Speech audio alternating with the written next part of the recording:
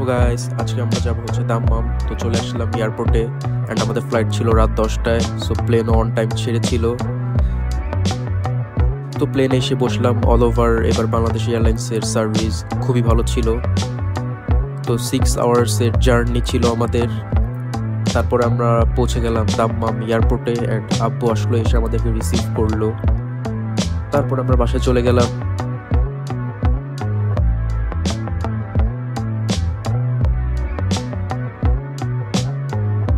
Rest নিয়ে সকালবেলায় আমরা বের হলাম সাইট সিইং এর জন্য। তারপর আশেপাশে এক্সপ্লোর করলাম।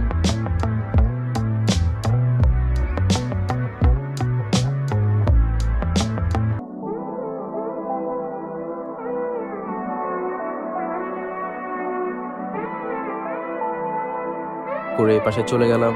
So see you guys in the next video. Till then by.